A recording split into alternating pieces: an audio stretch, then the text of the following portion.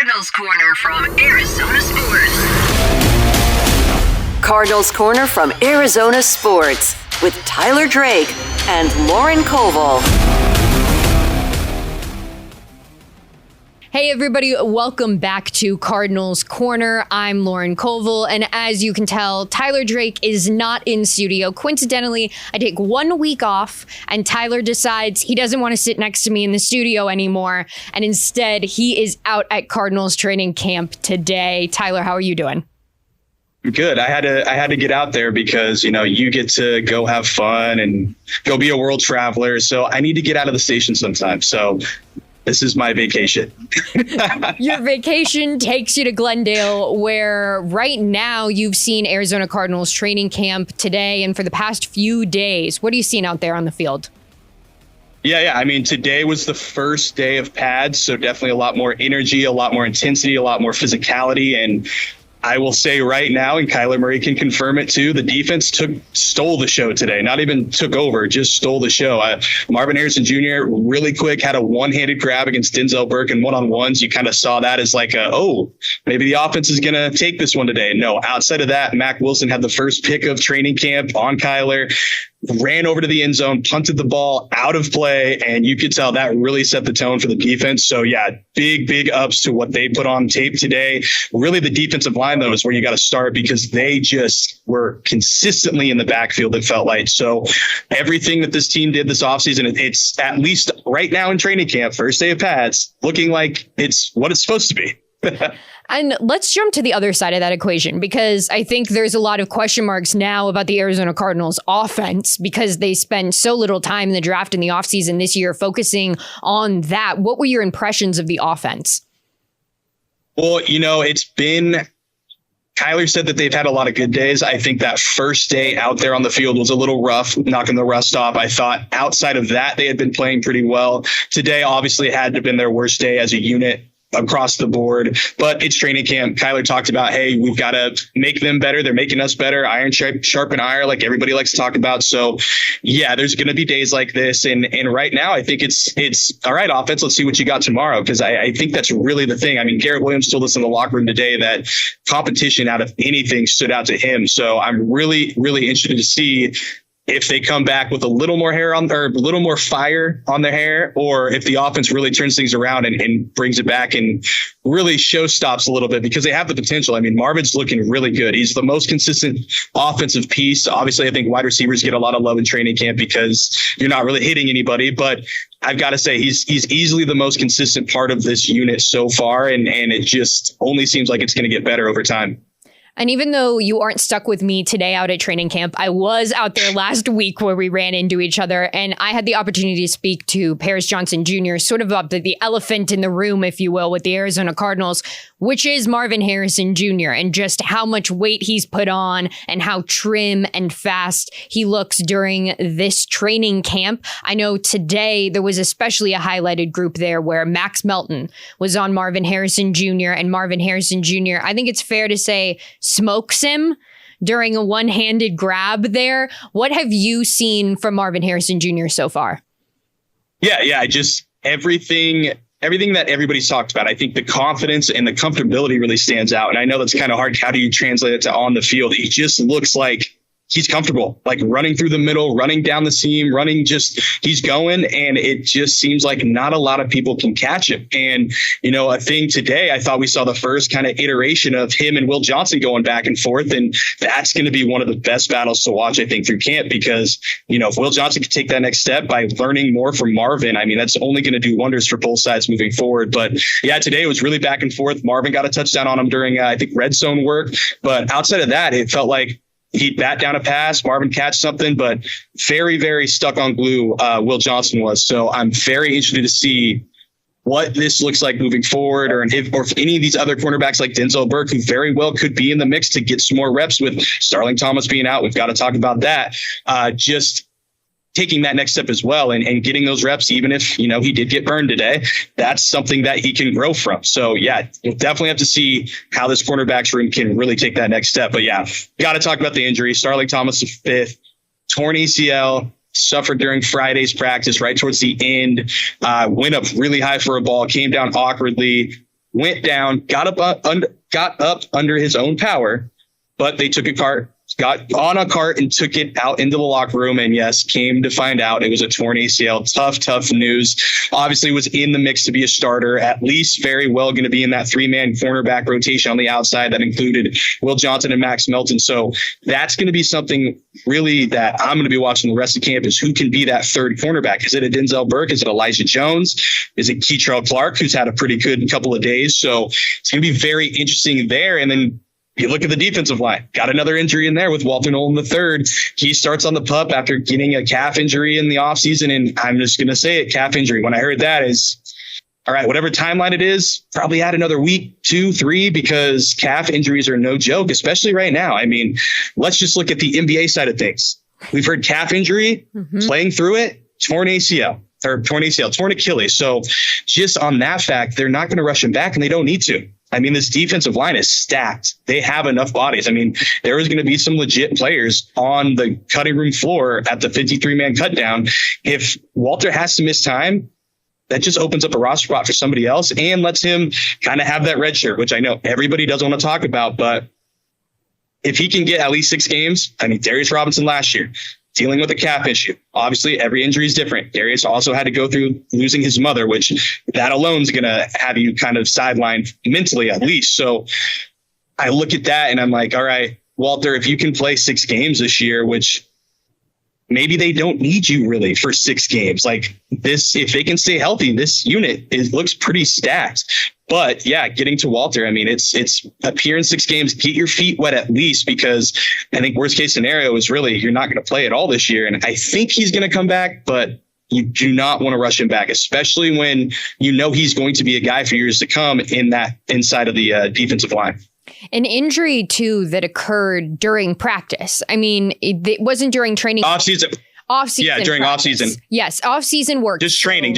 Exactly. People were around him. They were, you're aware all the time of what can happen, the risks, the challenges, and that happens. I think a lot of Cardinals fans, the second you said calf injury, immediately gritted their teeth because we know exactly what happened with Darius Robinson last season. I had the privilege of talking to him on Friday about that recovery from the injury in training camp 1 versus training camp 2, and him just talking about, I honestly think that's the best thing that could have happened to me last year. Wow. Because it really opened my eyes to what I need to do as a player to be the best of the best, and how to take not only sort of this leadership role within himself, but finding a challenge that isn't necessarily on the field, but a mental one, and being stronger that way can help him prepare more for that on the field work and what's needed of him this upcoming season. I know a lot of people go, okay, great, that's fine. We don't get to see him. Now, when are we going to be able to see Nolan? And that's the big question mark, because as excited as we are for what the defense and what you're talking about, what the defense has been able to do out at training camp so far,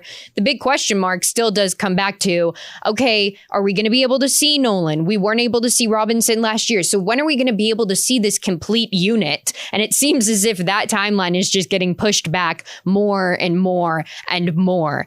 And let's dive a little bit more into that Thomas injury, because when that news came down, it highlights a room that we have spent so much time talking about and will now continue to talk about more than ever, which is that cornerbacks room. What does the depth look like? I think that room sort of highlights exactly everything that Monty Ossenfort and Jonathan Gannon and this Arizona Cardinals team is striving for, in the sense that they're really young. It's a lot of guys they drafted, and it's a lot of guys they want to throw out on the field as soon as possible and see what they can do. Exactly. And I think it just opens up the door that much more for a guy like Will Johnson to immediately come in and play. I think right now you look at it, the biggest thing for this unit is to just stay healthy. And it sounds so stupid, but it's almost like, hey, maybe give them some rookie days off. I know veteran days off are a thing. Maybe give them some him and Denzel Burke, because it's just, they can't keep taking these hits, especially like with cornerback. If they have 1 or 2 more of these guys that are going to be rotational pieces go down, this is going to be a rough situation for this team moving forward. So yeah, the big thing to watch now is staying available. That's the big thing. Will Johnson, Keitrell Clark, Elijah Jones, Max Melton, Denzel Burke.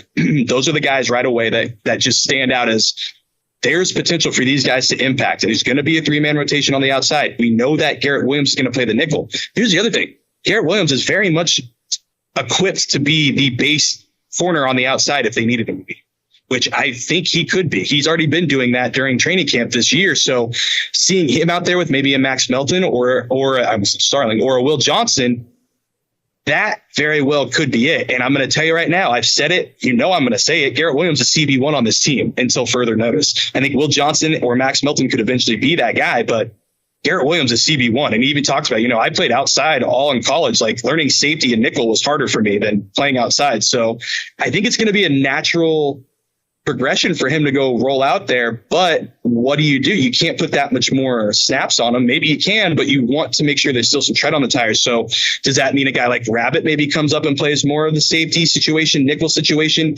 That's going to be something to watch too, because you don't want to run Garrett completely dead out there.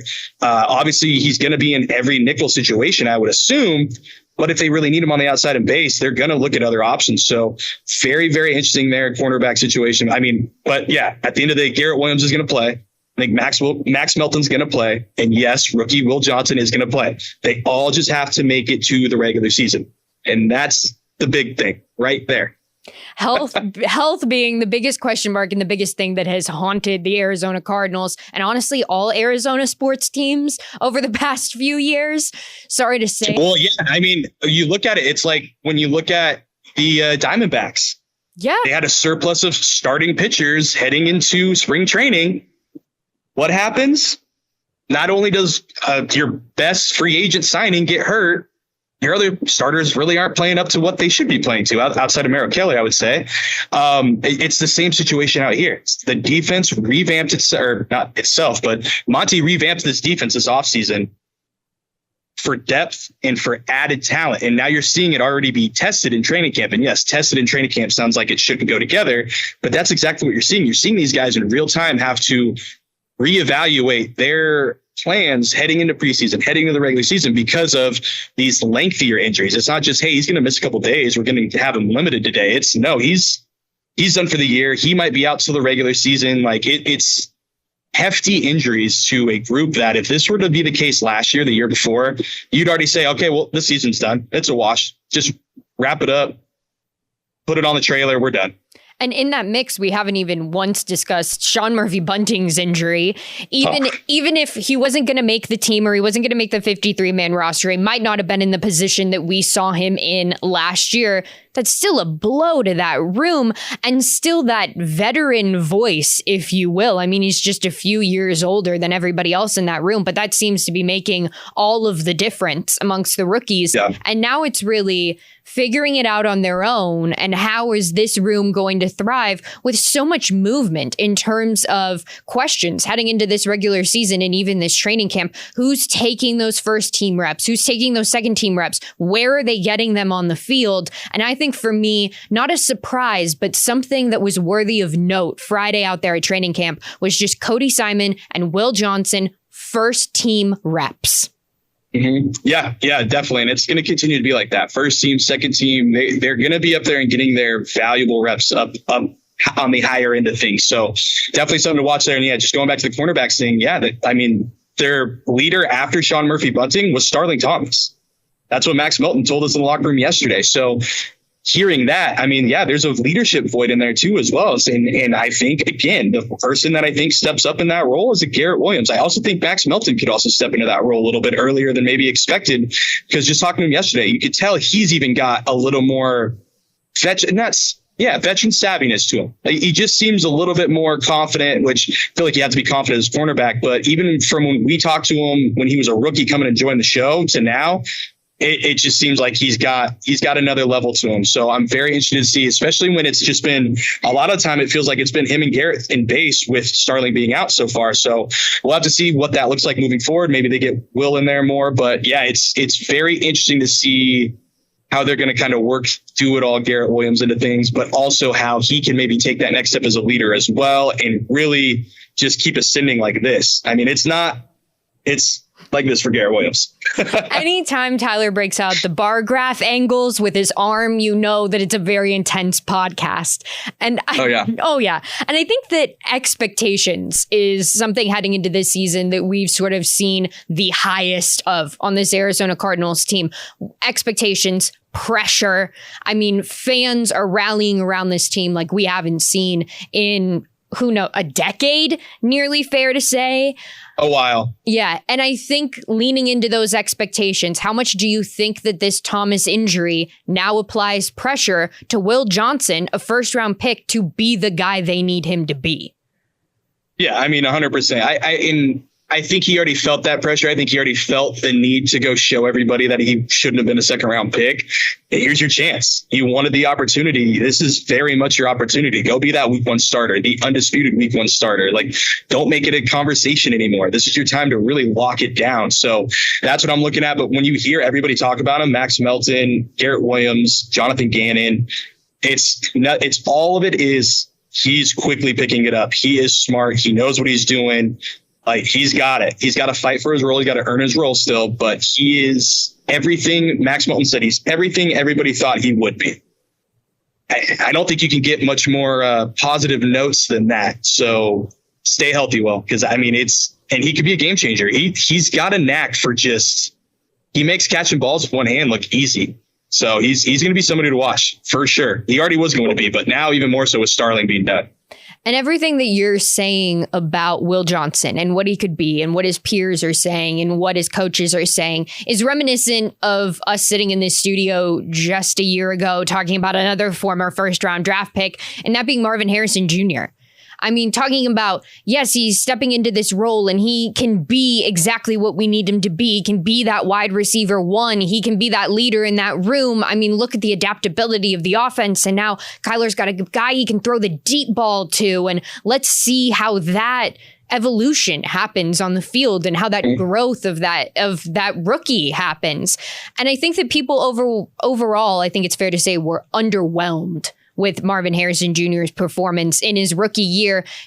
Part of that being expectations set too high for a rookie, and part of that being them maybe not using him exactly as we thought he may. And that left a few question marks. And another guy that comes to mind when we think about that is Trey Benson.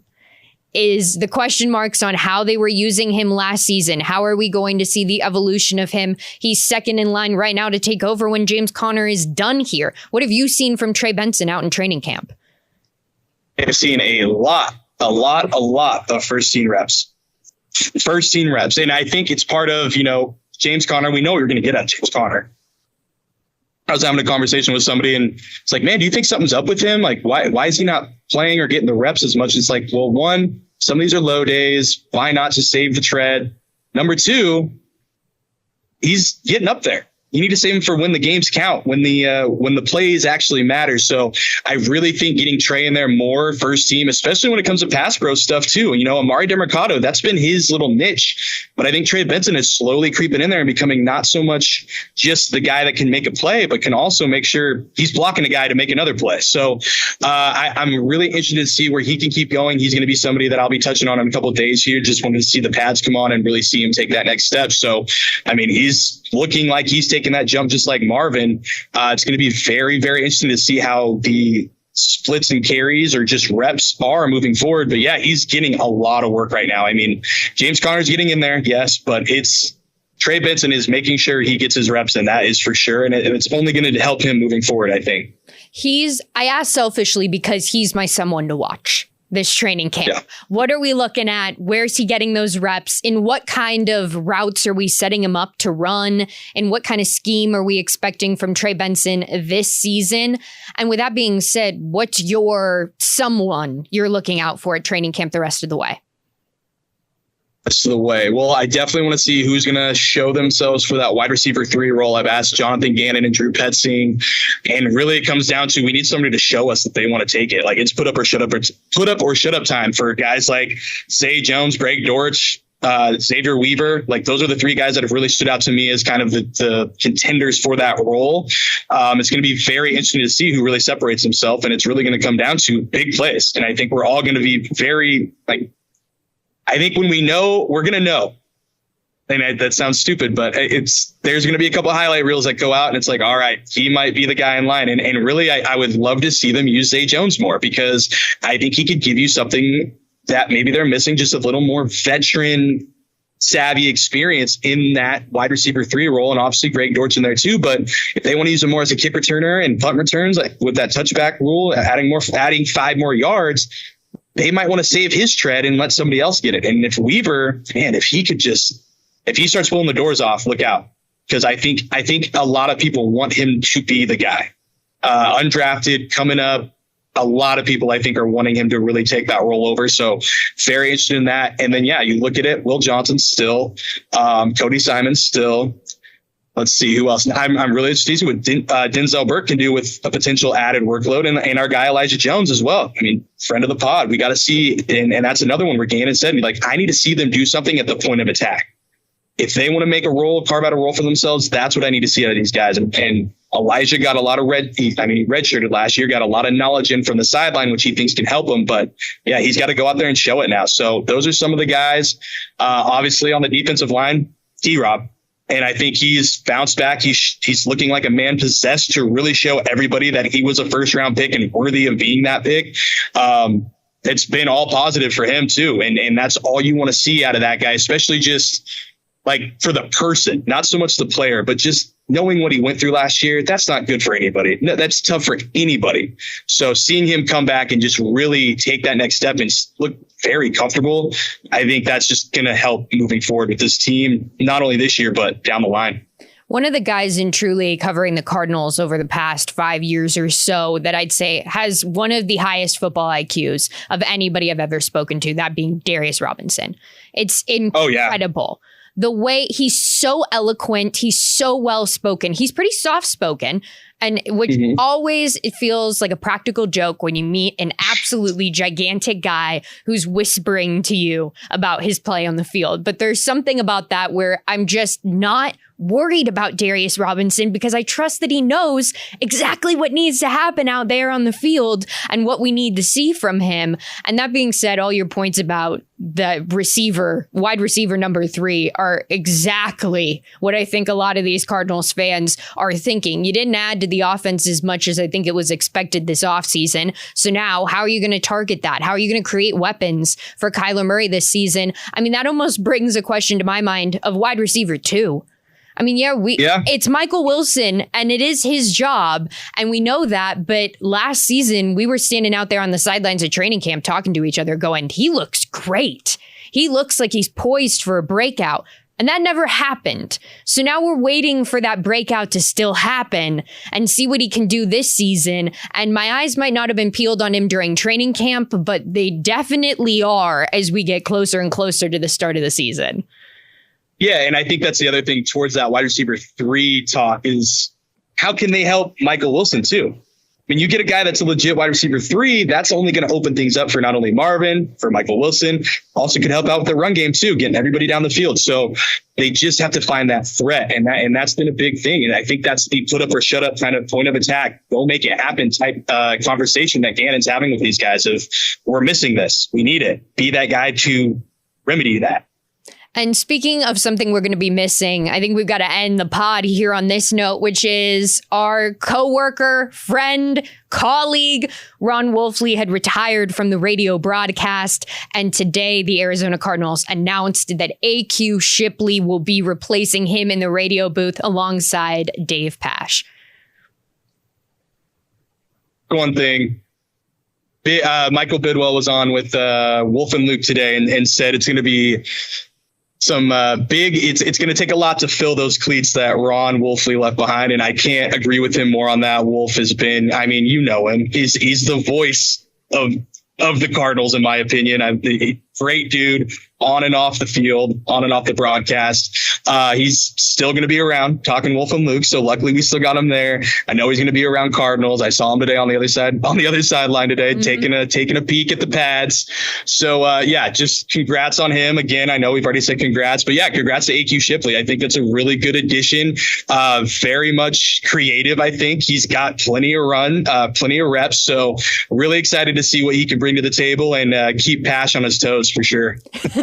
I think his popularity helped him when he started turning on the TV, and I'm like, AQ Shipley sitting next to Pat McAfee talking about the Arizona Cardinals. I'm like, what's going on here? So I definitely think those sort of reps in that environment as well, like, oh yeah, will treat him well in that radio booth. And another question for you there on the sidelines. Did Wolf have his binoculars with him today? Oh, I didn't see binoculars today. Ooh, he had him on Friday. Okay. Yes. Okay, I did not see him today. He was mingling more than I've seen him mingle, so maybe he was shaking hands a little bit more this time around. Retires from the booth and needs to greet everybody. That makes sense. So congratulations to Wolf again on his retirement, but a new congratulations to AQ Shipley taking over. We both know that he will be absolutely fantastic in that role. And Tyler, as we wrap this up, anything else you want to say live down there from training camp? Nope. All I got is keep following along. We'll keep bringing you the latest, all the highlight reels and all the ins and outs from first team, second team, third team, no team, individual work, teamwork, anything, whatever you got. We got it.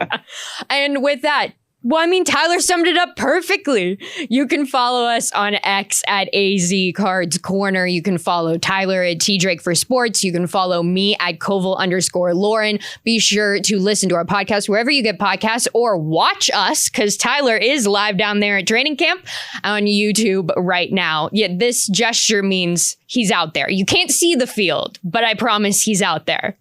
This is a backdrop. Yes, exactly. And with that, be sure to tune in next week as we wrap up everything live down there from training camp, the ins, the outs, the whatever you need to know, we've got it for you. And with that, we wrap up another episode of Cardinals Corner. And maybe Tyler will be in studio. Maybe he's decided that he likes me enough to come in studio. He's shaking his head no, implying he doesn't like me enough.